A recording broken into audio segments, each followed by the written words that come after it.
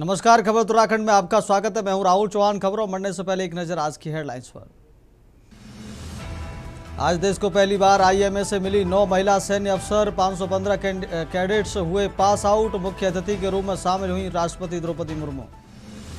पंचतत्व में विलीन हुए शूटर जसपाल राणा, सीएम धामी समेत कई दिग्गज रहे मौजूद। मणिकर्ण का घाट पर हुआ अंतिम संस्कार। मुख्यमंत्री धामी ने सराहा पीएम मोदी का कार्यकाल, बताया सुशासन और विकास का प्रतीक।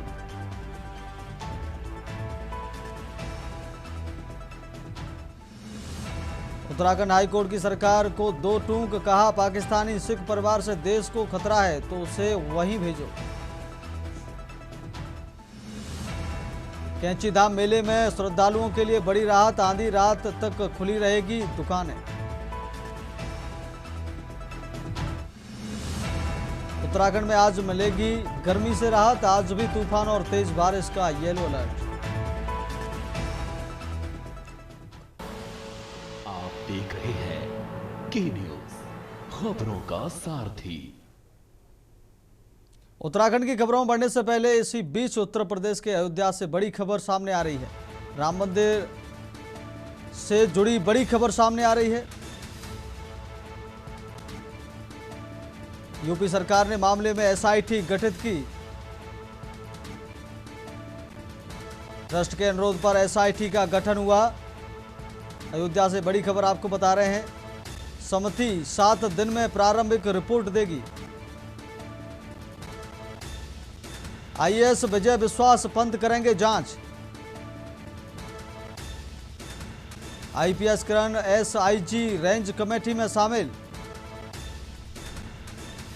नील रतन विशेष सचिव वित्त समिति में शामिल।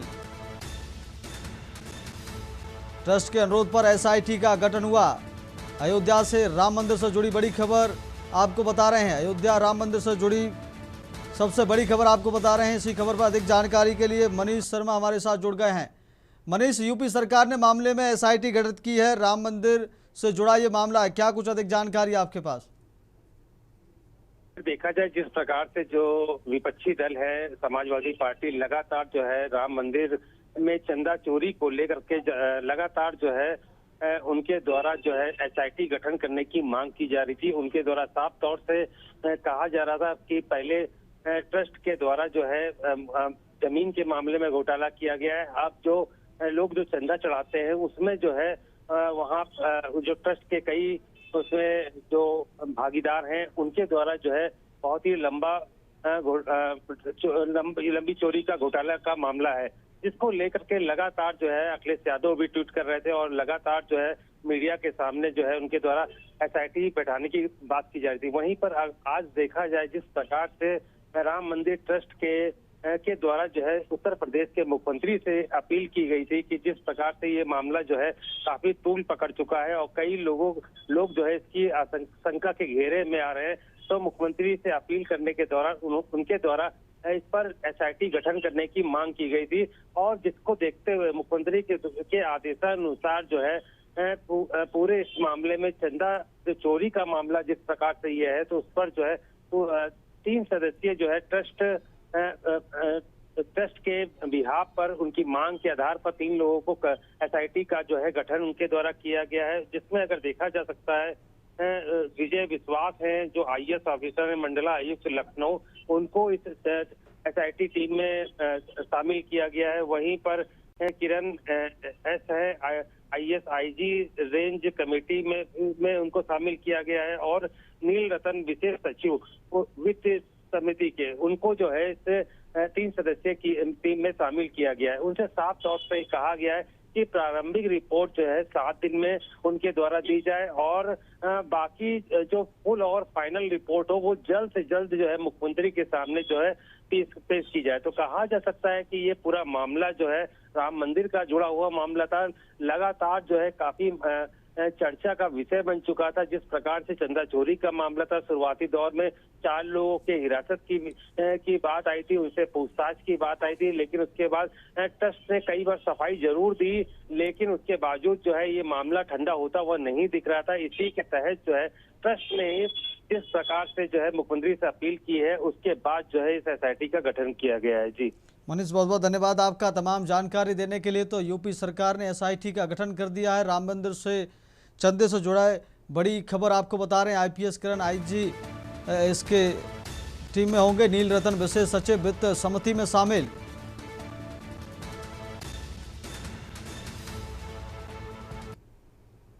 अब आपको लेकर चलते उत्तराखंड की खबरों में। उत्तराखंड में 2027 में विधानसभा चुनाव हैं, लेकिन सियासी पारा अभी से बढ़ने लगा गया है। सभी राजनीतिक दल अभी से अपनी तैयारियों में लग गए हैं। मुख्य रूप से देश और प्रदेश के दोनों बड़े राजनीतिक दल भाजपा व कांग्रेस के बीच काफ़ी टक्कर देखने को मिल रही है। भाजपा अपनी उपलब्धियों के दम पर मिशन 2027 फतेह करने का दावा कर रही है, वहीं कांग्रेस अपने कार्यकाल में किए गए काम और वर्तमान सत्ताधारी सरकार की कमियों को मुद्दा बनाकर सत्ता में वापसी का सपना देख रही है।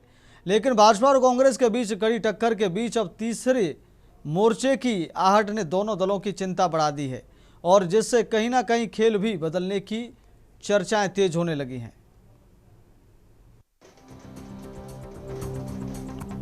उत्तराखंड में 2027 के विधानसभा चुनाव को लेकर सभी दल अपने अपने तरीके से तैयारियां कर रहे हैं, लेकिन प्रदेश में इस बार कांग्रेस व बीजेपी को दरकिनार करते हुए क्षेत्रीय दलों ने कमर कस ली है।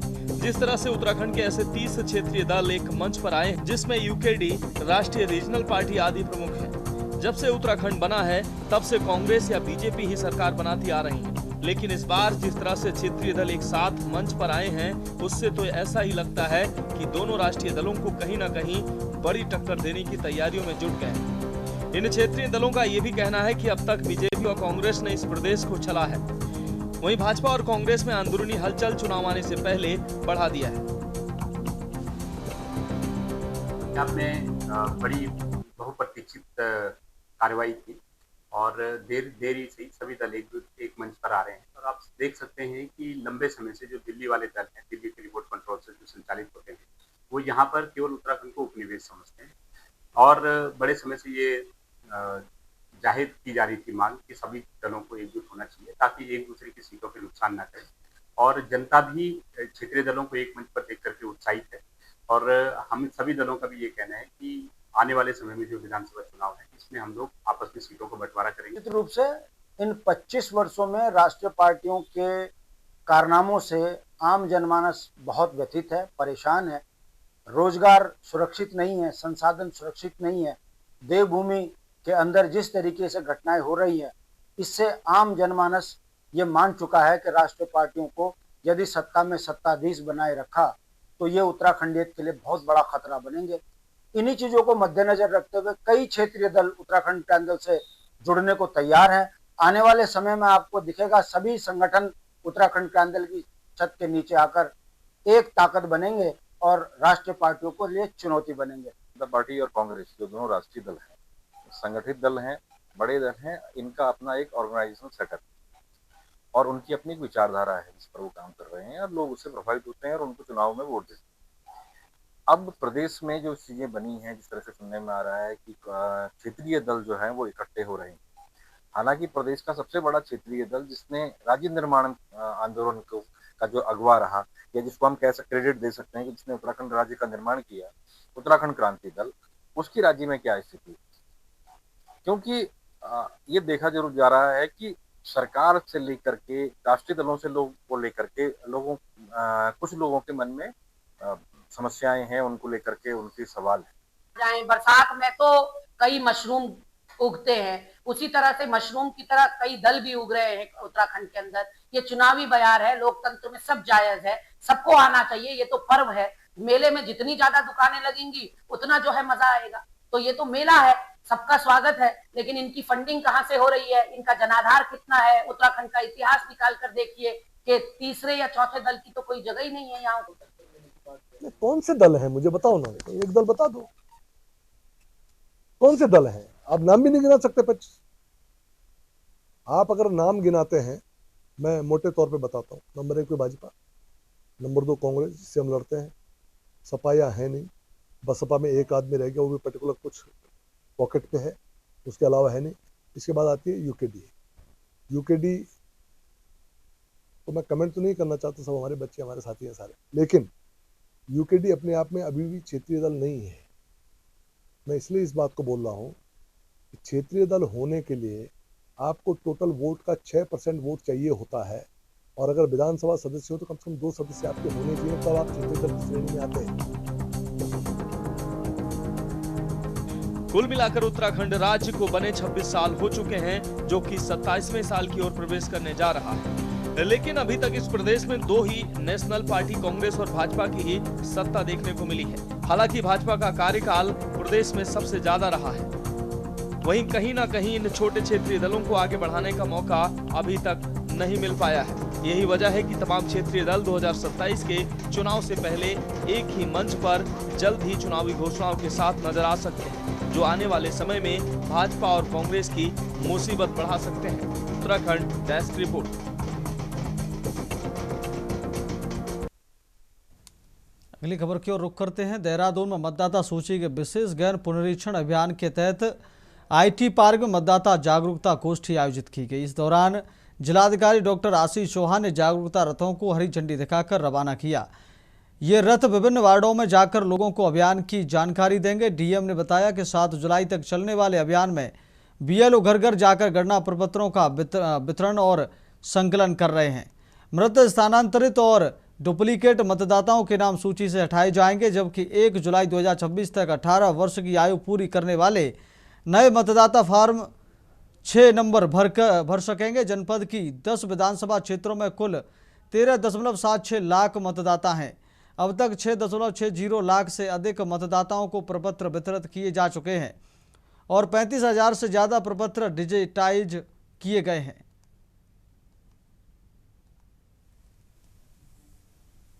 जैसा कि Dehradun as a capital town लगभग हमारे जो वोटर्स का नंबर है 13,76,000 के आसपास है, और अभी हम लोगों ने रफली अराउंड 50% मतलब 46% है, और 6 लाख से ऊपर का अभी तक हम लोगों ने एनुमरेशन फॉर्म्स डिस्ट्रीब्यूट कर दिए हैं। तो हम रेगुलरली इसको मॉनिटर भी कर रहे हैं, और BLOs जिनकी संख्या लगभग 1800 के आसपास है, तो उनको लगातार हम लोग मदद देने की कोशिश कर रहे हैं ताकि जल्दी से जल्दी उनकी समस्याओं का भी समाधान हो और वोटर्स को भी टाइमली फॉर्म्स मिल सकें। उत्तराखंड में खेल प्रतियोगिताओं को बढ़ावा देने और खेलों के बेहतर भविष्य को लेकर हल्द्वानी के गोलापार स्थित अंतर्राष्ट्रीय स्टेडियम में स्पोर्ट्स कॉन्क्लेव का आयोजन किया गया। कार्यक्रम में खेल सचिव अमित सिन्हा बतौर मुख्य अतिथि शामिल हुए। स्पोर्ट्स कॉन्क्लेव में अलग अलग खेलों के कोच और खिलाड़ियों को आमंत्रित किया गया, जहां खेल सचिव ने खिलाड़ियों और प्रशिक्षकों से सीधा संवाद किया और खेलों से जुड़ी समस्याओं व संभावनाओं पर चर्चा की। कुल मिलाकर गोलापार में इस प्रस्तावित स्पोर्ट्स यूनिवर्सिटी को उत्तराखंड में खेलों के नए अध्याय की शुरुआत के तौर पर देखा जा रहा है। अब सरकार की कोशिश है कि समय पर इसका संचालन शुरू कर प्रदेश की खेल प्रतिभाओं को नई पहचान दी जा सके।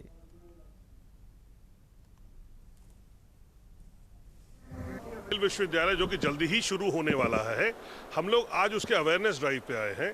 हम लोग आज पहला सेशन किया है जिसमें कि हम लोगों को बता रहे हैं, हल्द्वानी के लोगों को, हम उत्तराखंड के लोगों को, हम इधर जितने भी क्षेत्र के लोग हैं उनको बता रहे हैं कि हमारी ये यूनिवर्सिटी में क्या क्या अच्छाइयाँ हैं। इसके लिए हम तमाम लोगों को बुलाए हैं यहाँ पे ऑडियंस के रूप में।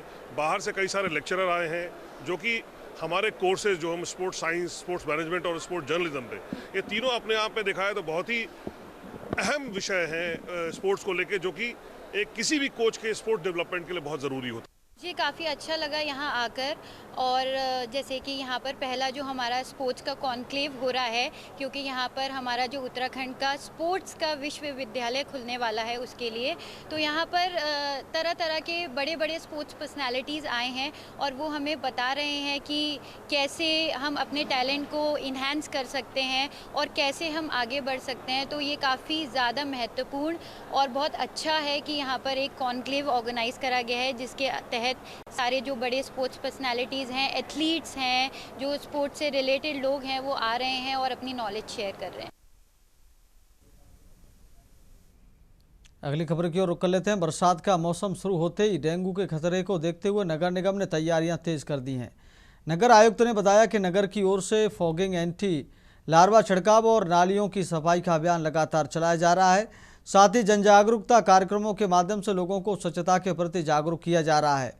उन्होंने कहा कि डेंगू से बचाव के लिए आम जनता का सहयोग भी बेहद जरूरी है और प्रत्येक व्यक्ति को अपने आसपास साफ सफाई का विशेष ध्यान रखना चाहिए। इस समय निश्चित तौर पे मौसम काफ़ी प्रतिकूल है, धूप भी हो रही है, बारिश भी हो रही है, तो डेंगू के लिए भी सीज़न काफ़ी अनुकूल है। हम लोगों ने पहली बारिश के तुरंत बाद ही 10 बड़े बड़े टैंकर जिनमें केमिकल मिले हुए हैं और ये नालियों में छिड़काव के लिए फॉगिंग हम लोग पर्याप्त मात्रा में करा रहे हैं और इसके लिए भी टीमें बना दी गई हैं, मॉनिटरिंग कर रहे हैं।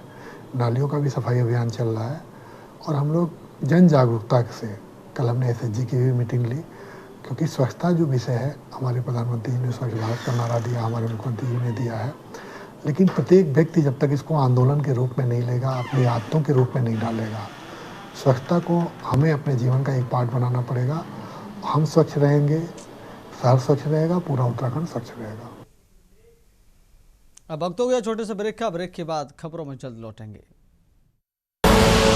आप देख रहे हैं के न्यूज, खबरों का। ब्रेक के बाद फिर आपका बहुत स्वागत है और सीधे लेकर चलते हैं आपको खबरों में।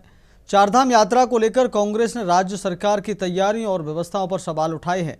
कांग्रेस का कहना है कि उत्तराखंड में आने वाले श्रद्धालुओं का स्वागत करना सरकार की जिम्मेदारी है, लेकिन यात्रियों के लिए भोजन, आवास और अन्य मूलभूत सुविधाओं की पर्याप्त व्यवस्था भी सुनिश्चित की जानी चाहिए। पार्टी ने कहा कि सरकार को पर्यावरण संतुलन और यात्रा प्रबंधन के बीच बेहतर तालमेल बनाना होगा। कांग्रेस ने यह भी आरोप लगाया कि राज्य की अर्थव्यवस्था का बड़ा हिस्सा चारधाम यात्रा पर निर्भर होता जा रहा है, जबकि सरकार रोजगार के अन्य अवसर पैदा करने में विफल रही है। कांग्रेस ने यात्रा व्यवस्था और रोजगार के मुद्दे पर सरकार से जवाब मांगा है। देवभूमि उत्तराखंड में सबका स्वागत है और सरकार का काम होता है कि व्यवस्थाओं को ठीक करे।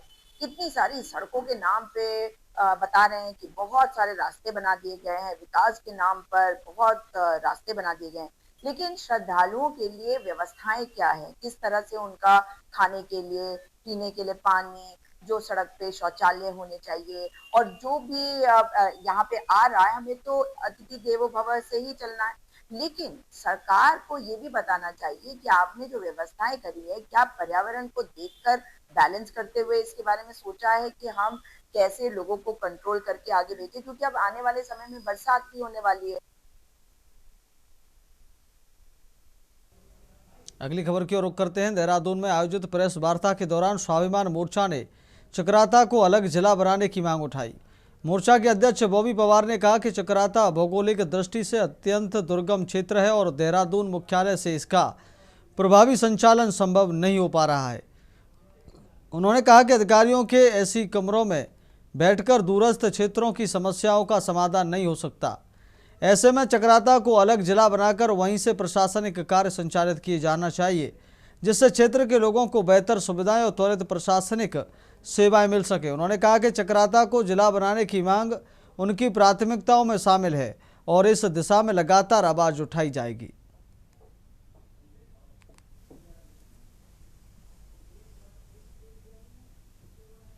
बिल्कुल पहली प्राथमिकता रहेगी। हमने इस चीज़ को देखा है, हमने इस चीज़ को महसूस किया है कि देहरादून जनपद में रह करके जो एक लोगों की एक मेंटलिटी है, जब देहरादून का नाम लिया जाता है तो सोचते हैं कि एक मैदानी क्षेत्र है, पर हम जानते हैं, आप जानते हैं कि चकराता कितना दुर्गम क्षेत्र है, कितनी भौगोलिक विषम परिस्थितियां हैं। और आज इन डॉक्यूमेंट के आधार पर यह साबित हो गया है कि देहरादून के जो यहाँ के अधिकारी है, जिन्हें जिम्मेदारी दी गई है, जो मॉनिटरिंग कर सकते थे, वो भी इन मॉनिटरिंग करने में सक्षम नहीं है। तो अगर सक्षम नहीं है तो आप देहरादून के इसी कमरों में बैठो, हमें अलग से एक जिला बना कर दो, जो अधिकारी वहीं रहेंगे और वहीं से काम करेंगे। इसलिए हम जिले की मांग भी कर रहे हैं। अगली खबर की ओर रुख करते उत्तराखंड की राजनीति में चर्चाओं का केंद्र बनी मुख्यमंत्री पुष्कर सिंह धामी और गदरपुर विधायक अरविंद पांडे की मुलाकात आखिर हो गई। मुख्यमंत्री हेलीकॉप्टर से गूलरभोज पहुंचे और सीधे विधायक अरविंद पांडे के आवास पर पहुंचे। इस मुलाकात के बाद दोनों नेताओं के बीच कथित नाराजगी और दूरियों की चर्चाओं पर विराम लगता नजर आया। मुख्यमंत्री के आगमन पर कार्यकर्ताओं और समर्थकों में खासा उत्साह देखने को मिला। दोनों नेताओं के बीच आत्मीय मुलाकात हुई और माहौल पूरी तरह सौहार्दपूर्ण रहा।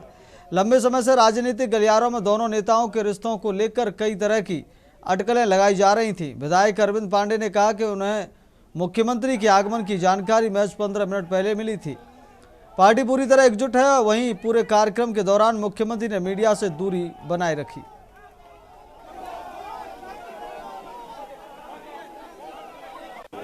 निजी कार्यक्रम के तहत आ रहे हैं, मैं उनका अभिनंदन करता हूँ, स्वागत करता हूँ। रही बात मुख्यमंत्री जी के यहाँ आने की, तो हमारे विधानसभा में मुख्यमंत्री जी पहले भी 2 बार 3 बार आ चुके हैं, ऐसा नहीं कि नहीं आए, पहले भी आए हैं। डेवलपमेंट की बात है तो आप डेवलपमेंट के क्षेत्र की बात करना चाहते हैं। डेवलपमेंट ऐसा मुद्दा है जो जीवन में कभी भी ख़त्म नहीं होता, ये हमेशा चलता रहता है। लेकिन इस 5 साल में भी जो भी प्रस्ताव हमारे माध्यम से शासन को गया, 100% प्रस्तावों की स्वीकृति मिली है और सभी जगह गांव में काम भी चल रहा है, लगातार निरंतर काम चल रहा है। इसलिए इस विधानसभा को काम से अछूता बिल्कुल नहीं हुआ है। ये काल्पनिक बात है। आज मुख्यमंत्री जी हमारे यहाँ आ गए, वो मेरे छोटे भाई हैं और हमारे घर में भी आना जाना कोई उनके लिए कोई नई बात नहीं है। अगली खबर की ओर रुख करते हैं। डोईवाला विधानसभा क्षेत्र के बुल्लावाला और झबरावाला क्षेत्र के किसानों के लिए अच्छी खबर है। क्षेत्र की सिंचाई व्यवस्था को मजबूत बनाने के लिए बुल्लावाला नहर कमांड क्षेत्र की पुरानी शाखा नहरों और नहर हेड के पुनरोद्धार कार्य का भूमि पूजन किया गया। डोईवाला विधायक ब्रजभूषण गैरोला ने परियोजना का शुभारंभ करते हुए कहा कि नहरों के सुधार से किसानों को पर्याप्त सिंचाई जल मिलेगा और कृषि उत्पादन बढ़ेगा। करीब 8.57 करोड़ रुपए की लागत से होने वाले इस कार्य का निष्पादन सिंचाई खंड देहरादून द्वारा किया जाएगा। स्थानीय किसानों और जनप्रतिनिधियों ने इसे क्षेत्र के विकास की दिशा में महत्वपूर्ण कदम बताया। धामी जी, हमारे जो यहाँ के सांसद हैं आदरणीय त्रिवेंद्र सिंह रावत जी और हमारे जो यहाँ के विधायक हैं ब्रजभूषण गैरोला जी, उनका तहे दिल से धन्यवाद करूंगा कि उनके द्वारा हमारे मारकम ग्रांट के बुल्लावाला झबरावाला में लगभग 6.5-7 करोड़ की योजनाओं का जो हमारी सिंचाई नहरें हैं उनका आज भूमि पूजन किया गया है। आज हमारे बुल्लावाला झबरावाला में सिंचाई के जो हमारे जो कुलावे थे और मेन हेड था वो काफी समय से क्षतिग्रस्त था। मुख्य नहर जो थी काफी समय से क्षतिग्रस्त हो रखी थी, तो लगातार हमारे जनप्रतिनिधि मेरे संगठन के कार्यकर्ताओं के द्वारा मुझे अवगत कराया गया और मैंने खुद मौके पे आकर के देखा और जाकर के देखा तो मैंने इसके प्रयास करके शासन में और माननीय मुख्यमंत्री जी को इस संबंध में एक पत्र भी दिया, कहा कि इसकी बहुत आवश्यकता है। अगली खबर का रुख कर लेते हैं। 14 जून को आयोजित होने वाली उत्तराखंड अधीनस्थ सेवा चयन आयोग की स्नातक स्तरीय लिखित परीक्षा को निष्पक्ष, पारदर्शी और शांतिपूर्ण ढंग से संपन्न कराने के लिए जनपद पौड़ी पुलिस ने अपनी तैयारियां पूरी कर ली हैं। एडिशनल एसपी कोटद्वार मनोज ठाकुर ने जानकारी देते हुए बताया कि केंद्रों पर सुरक्षा, बायोमेट्रिक सत्यापन, सीसीटीवी निगरानी और जैमर व्यवस्था पूरी कर ली गई है। उन्होंने कहा कि जनपद पौड़ी में 26 परीक्षा केंद्र बनाए गए हैं और सभी पर पर्याप्त सुरक्षा बल तैनात रहेगा। पौड़ी जिले में हमारे 26 सेंटर बनाए गए हैं यूपी SSC पे और इसमें हर एक सेंटर पे 3-3 हमारे जो कर्मचारी हैं SI रैंक, एडिशनल SI और कांस्टेबल रैंक के रहेंगे। साथ में LIU की भी चेकिंग फिस्किंग की जाएगी। हर एक सेंटर पे आयोग द्वारा कैमरे भी AI पावर्ड कैमरे लगाए जा रहे हैं और उससे पहले जो है हमारे आज एक रात्रि पूर्व पेपर से पूर्व हम लोगों द्वारा इसमें होटल और होम स्टे और धर्मशाला इस टाइप के कोचिंग इंस्टीट्यूट सबकी चेकिंग भी कराई। फिलहाल खबर उत्तराखंड में मेरे साथ इतना ही। देखते रहिए के न्यूज इंडिया। मुझे दीजिए इजाजत, नमस्कार।